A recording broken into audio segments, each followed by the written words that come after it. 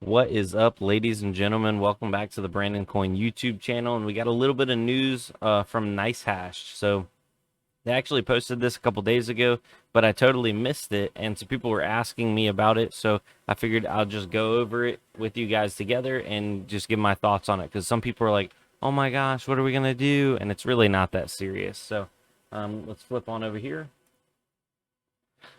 So on August 30th, which now is actually 3 days ago as of today. So free Coinbase withdrawal technical issues. They've had a ton of this in the past, where they've turned it off, turned it back on. Sometimes it would work, sometimes it wouldn't. But from what I understand, nobody actually loses their money. If the free Coinbase withdrawal doesn't work, you just withdraw it in a different way. So for users who withdraw to Coinbase using the free direct withdrawal process, there has been an increased number of rejected free withdrawals from the Coinbase side. So please be aware of this when using the service.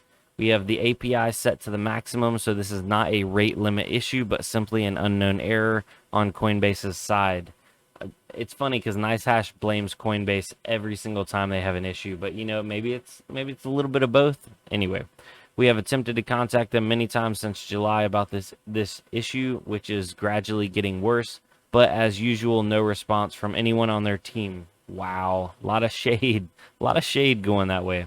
So with 3,000 extra support agents hired, it seems surrealistic that a company to company cannot even communicate, but that is the situation we are in. Wow, they're taking the gloves off. They really are just straight up airing out their dirty laundry in front of everybody. And this is the NiceHash official blog. So we advise anyone who has experienced the issue to contact Coinbase support directly and ask why your free withdrawal has been rejected. If this has happened, you can still always transfer to Coinbase in a regular withdrawal. And the fees are extremely low at this point, about 4 cents for Bitcoin. To do this, you just need to add your Coinbase wallet address to the withdrawal address in your account settings. So to do that, you go onto Coinbase, and then you go to wallets, then you go to Bitcoin, and then you go to, was it receive Bitcoin?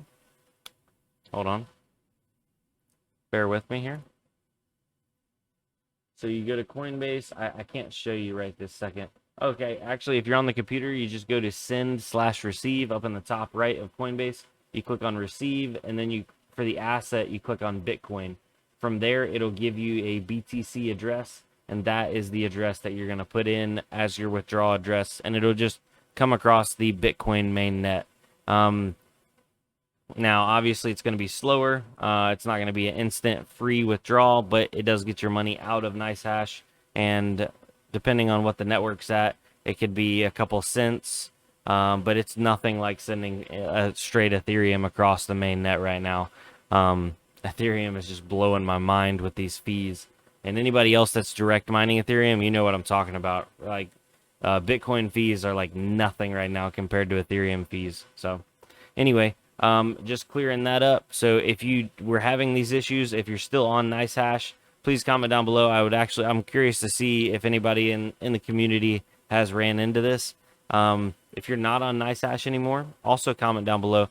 I did see where some people on my old how to get started mining with NiceHash video they were having some issues. NiceHash has changed a couple things on the setup side of things, so I guess I'll be doing a new how-to guide. So I'm probably gonna at least do like how to get Hive OS set up, how to get NiceHash. We might touch base on BetterHash again. I don't know if they've been keeping up to date on things. I haven't been looking at BetterHash, but if you have any recommendations for new people coming into it, a lot of you guys that are watching my videos already have a lot of experience and don't necessarily need a how-to guide, but I'd like your feedback and letting me know what I should put out for some of the new guys that are coming in. So then maybe you have an easy video to recommend to new people, or if somebody asks a question, you can just be like, "Bam, check this out."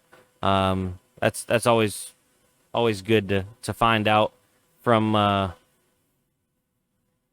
don't know. I lost train of thought. All right. Well, anyway, I'm gonna clean up my mess from yesterday when I was getting that 13 card rig up and running. It made it all night. I only had 2 rejected shares, so I'm super pumped about that. I'm going to back the clocks off of one of my Sapphire cards. I did see a lot of interest and people asking about how to BIOS mod Polaris cards. So maybe we might go back and bring it old school and talk about BIOS mod and Polaris cards. I know that that subject's been beat a million times, but I don't know if anybody recently has talked about BIOS modding them, because you got to BIOS mod Polaris cards. It's just, that's part of owning them. It's like a rite of passage. So yeah, anyway, other than that, guys, thanks for watching. This is Brandon on Brandon Coin. It's been fun. It's been real. I don't know if it's been real fun.